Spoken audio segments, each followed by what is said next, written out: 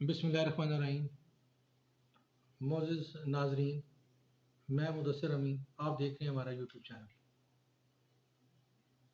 मैं जब भी वीलॉग करता हूँ और उसमें इमरान खान साहब को कोई सपोर्ट करने की बात करता हूँ तो मुझे अक्सर कमेंट्स में ये बताया जाता है कि खान साहब को पावर में लाने वाली असल में इस्टेब्लिशमेंट है। तो मैंने सोचा कि आज का वीलॉग जो है ये कंप्लीट इसी बारे में किया जाए। पहले जमहूरियत के बारे में बात की जाए कि जमहूरी निज़ाम दर हकीकत है क्या चीज़, ये कहाँ से आई, ये चल कैसे रही है, ये कैसे चलती है, इसकी हकीकत क्या है, और पाकिस्तान में जमहूरियत कैसे चल रही है, और पाकिस्तानी जमहूरियत के असरात कैसे चल रहे हैं। आगे स्टार्ट करते हैं। आपने देखा होगा अर्तुगरुल ड्रामे के अंदर भी कि चर्च के अंदर पादरी पहले बहुत स्ट्रांग होता था और उसके बाद अंदर हर चर्च के अंदर फौज भी होती थी। तो ये पहले यूरोप के अंदर, वेस्टर्न कंट्रीज के अंदर भी चर्च का हुक्मरानी के अंदर एक हिस्सा होता था, एक रोल होता था, बल्कि वही लोग चर्च ही कंट्रोल किया करती थी। फिर जब निज़ाम आगे बढ़ा तो करते करते जो हुक्मरान बनते थे उनको अक्सर टकराव चर्च के साथ होता था, और फिर दो चीज़ें बन गई, एक स्टेट और एक चर्च। फिर चर्च और स्टेट की आपस में अक्सर चपलिश होती थी और एक दूसरे के खिलाफ ये लोग जाते थे। फिर स्टेट चलाने वालों ने इसका हल निकाला, एक हल निकाला। उन्होंने कहा जी देखें, हम भी आप ही के रिलीजन के मानने वाले हैं, लेकिन गिनती कर लेते हैं कौन लोग ज़्यादा किस तरफ है। अब इसका उनके पास कोई, पादरी के पास, चर्च के पास कोई हल नहीं था कि ज़्यादा मानने वाले तो सारे मानने वाले हैं लेकिन ज़्यादा लोग उधर हैं। तो इस तरह की गिनती का निज़ाम, जमहूरी निज़ाम सामने आया। ये दर हकीकत चर्च को न्यूट्रलाइज करने के लिए आया। फिर आखिर में जब ये सिलसिला चलता रहा तो चर्च ने इस निज़ाम को एक्सेप्ट कर लिया। फिर अभी अगर इस पर थोड़ी सी रिसर्च की जाए तो जो चीज़ सामने आती है कि चर्च वर्सेस डेमोक्रेसी के अंदर एक जो डेफिनेशन सी एक सामने आती है, वो मैं आपको सुना देता हूँ कि religion, though its moral and ethical commitment, the values it upholds, its critical approach, and its cultural expression can be can be a valid partner of democratic society। यानी अगर इसका तर्जमा किया जाए उर्दू में एक बामानी किस्म का, तो तर्जमा ये बनता है कि मज़हब अपने तमाम आला अक़दार और रवैयों के साथ एक जमहूरी निज़ाम का काबिल कबूल हिस्सा बन सकता है। यानी चर्च ने इसको एक्सेप्ट कर लिया। अब जब चर्च ने एक्सेप्ट कर लिया तो ये फिर आगे इसकी फर्दर डेवलपमेंट हुई। फिर उन्होंने ये, स्टेट ने चर्च से मज़ीद जान छुड़ाने के लिए मज़हब से ही जान छुड़ा ली। उनका जी कि स्टेट का कोई रिलीजन नहीं होता, स्टेट सेकुलर होती है। अब यहाँ पे आके भी चर्च को बात माननी पड़ी और आखिर में चर्च को इस चीज़ पे इक्तफा करना पड़ा कि ठीक है, आला अक़दार रखें और ह्यूमन राइट्स का ख्याल रखा जाए, क्योंकि तमाम मज़ाहिब जो हैं वो आला अक़दार वाले होते हैं और ह्यूमन राइट्स का ख्याल रखते हैं और रखना चाहिए। तो आखिर में यहाँ पे आके बात फाइनलाइज हो गई। इसके अलावा आप ये देखें कि जो चर्च और स्टेट है, इसके अंदर जो चीज़ चल रही है उसमें आप अगर ये देखें कि जो जहाँ पे इनका पोप बैठता है, वेटिकन सिटी बजाते खुद एक जमहूरियत नहीं है, वो मोनार्की है।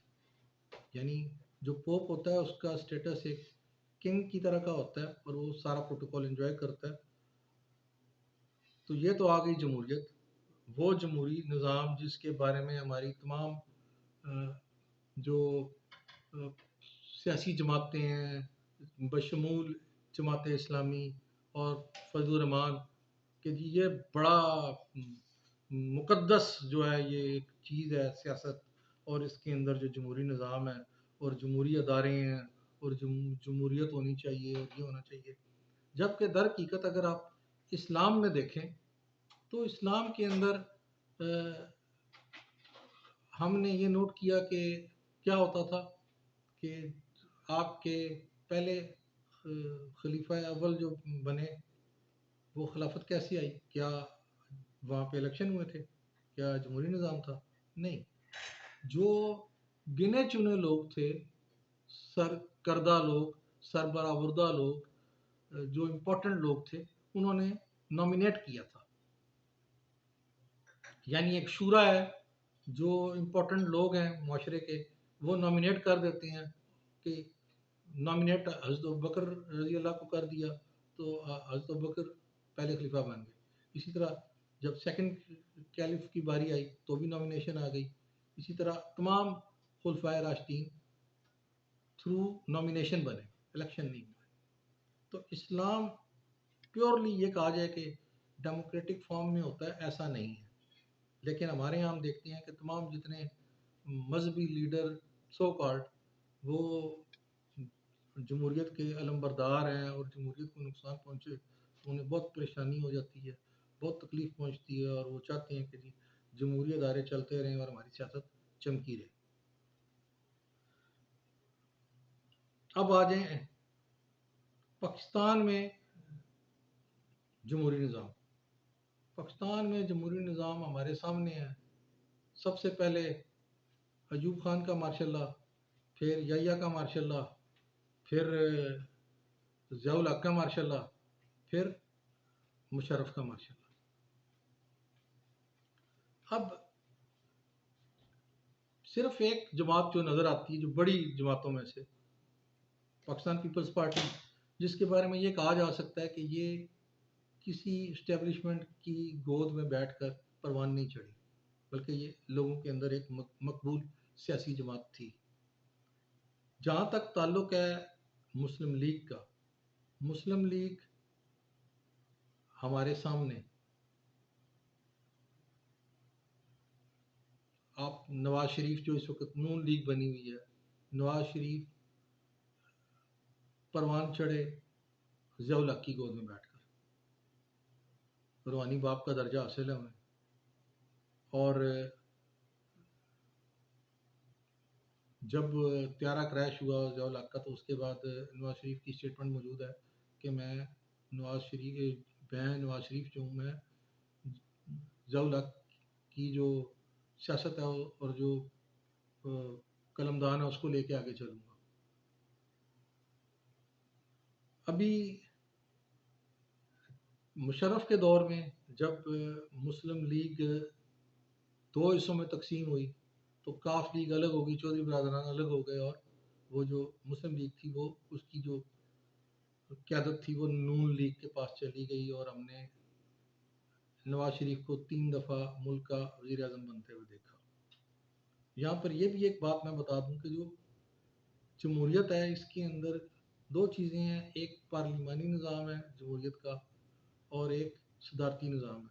और ये चीज़ भी देखने में आई है कि जिन मुल्कों में सियासी जो सदारती जमहूरियत जहाँ पर है, जैसे अमेरिका में, वो कंट्रीज़ बहुत स्टेबल हैं और जहाँ पे पार्लिमानी निज़ाम है वहाँ पे अक्सर प्रॉब्लम होती रहती है और रिगिंग चलती रहती है और फ्लोर क्रॉसिंग होती है और अक्सर प्रॉब्लम्स क्रिएट होती हैं। तो अब आ जाते हैं कि जैसे मैंने आपको बताया कि हमारे यहाँ पाकिस्तान के अंदर अगर डेवलप पार्टी देखी जाए जो आवाम के अंदर से निकल के आई थी वो सिर्फ एक बड़ी जमात जो पीपल्स पार्टी है, मुस्लिम लीग के बारे में ये बात नहीं की जा सकती। और वैसे भी हमारे पास जो निज़ाम चल रहा था उसके अंदर लीडरान की, यानी जो एस्टेब्लिश्ड लैंडलॉर्ड्स थे वो बहुत ताकतवर थे और वही लोगों को इन्फ्लुएंस कर लेते थे और जब इलेक्शन करवाए जाते थे तो लोग उन्हीं को वोट देते थे। अब वो ज़ोर ज़बरदस्ती से डरा धमका के या वैसे भाईचारे में उनको वोट दे देते थे, लेकिन बनते वही थे। अब इनके लिए टर्मिनोलॉजी आ गई इलेक्टेबल्स की।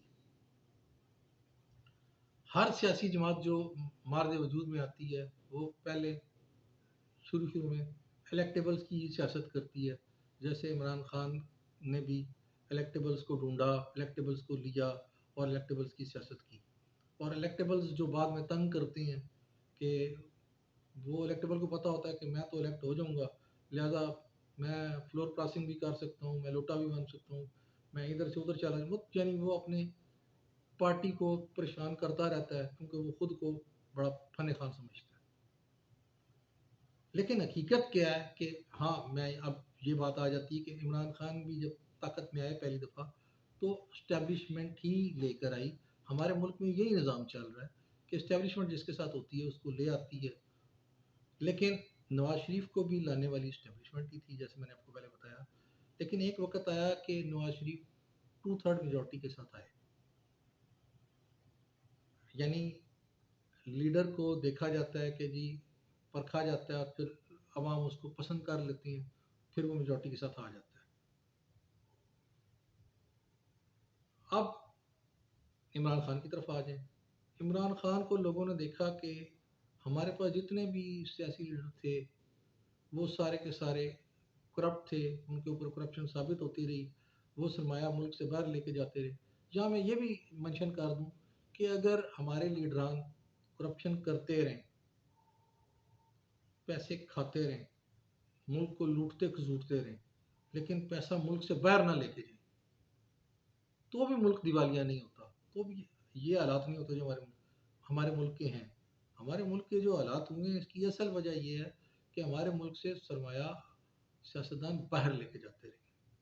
असल प्रॉब्लम हमारी ये भी है। अगर सरमाया अंदर रहता तो लड़ते लड़ते रहते आपस में और लूटते रहते, लेकिन मुल्क के पास सरमाया और डॉलर अंदर मौजूद रहते। अब आ जाते हैं कि इमरान खान को जब लोगों ने परखा देखा, एक दफ़ा ताकत में आए, तो लोगों को पता चला कि ये एक ऐसा लीडर है जिसके ऊपर करप्शन के इल्ज़ाम नहीं है। लोगों ने प्यार करना शुरू कर दिया। लोगों ने जब देखा कि यूएन जनरल असम्बली में जाके हमारे लीडर ने कैसी तकरीर की, लोगों ने देखा कि इंडिया के साथ इमरान खान का क्या रवैया था, कश्मीर पॉलिसी कैसी थी, हमारा लीडर जब बाहर जाता था उसकी इज्जत होती थी या क्या होता था, हमारा लीडर क्या अवामी उमंगों के मुताबिक इंटरनेशनल मीडिया में जाके स्टेटमेंट देता था, या अवाम कुछ और सोच रही है और वो कुछ और सियासत कर रहा है। तो इमरान खान को तमाम हलकों ने कबूल किया, इस चीज़ को एक्सेप्ट किया कि ये एक ऐसा लीडर है जिसने जो बैलशमी होती थी, जो हमारे पैगम्बर सल्लल्लाहु अलैहि वसल्लम की शान में गुस्ताखी की जाती थी और उसको वो फ्रीडम ऑफ स्पीच कहते थे, उसके खिलाफ भी वहाँ जाके उन्हें समझाया और वहाँ पर उन लोगों ने इस चीज़ को एक्सेप्ट किया। हमारे मुल्क को इंडिया के मुकाबले में हमारी पॉलिसी को वाज़ेह किया गया। हर चीज़ को अवामी उमंगों के साथ के मुताबिक जब इमरान खान ने इंटरनेशनल फोरम पे उजागर किया तो लोगों के अंदर मकबूलियत बढ़ी।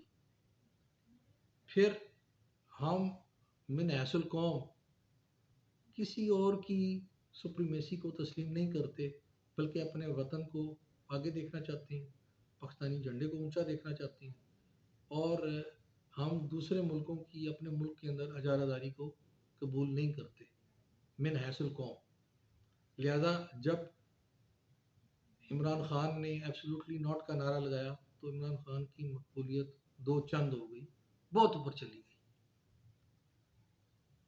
अब जिस तरीके से आज जहां इमरान खान खड़े हैं, तो आज मैं ये समझता हूँ कि अगर इलेक्शन करवाए जाएं तो बगैर इस्टेब्लिशमेंट के 2/3 मेजोरिटी के साथ इमरान खान दोबारा वापस पावर में आएंगे और इलेक्टेबल्स की सियासत को रौंद कर आएंगे। यानी फिल वाक़े जो जमहूरियत है कि लोगों ने वोट दिया और एक जमहूरी पार्टी ताकत में आई और उसने आके अवामी उमंगों के मुताबिक फैसले करने शुरू किए, ये अब हो सकता है। तो मैंने आज आपके सामने तमाम सूरत रखी कि और आपके उस सवाल का भी जवाब दिया कि जी ये इस्टेब्लिशमेंट की पार्टी, एक वक्त होता है कि हर सियासतदान जो नया बन रहा होता है वो उसको इस्टेब्लिशमेंट के ऊपर नीचे करती है, लेकिन आखिर में उसकी जो अपनी ज़ात, शख्सियत और सोच है, जब वो सामने आती है तो लोग फिर या उसको एक्सेप्ट कर लेते हैं या रिजेक्ट कर देते हैं। तो इमरान खान इस वक्त मकबूलियत की बुलंद तरीन सतह पर है। आज के लिए इतना ही। अपना बहुत ख्याल रखिएगा। अल्लाह हाफ़िज़।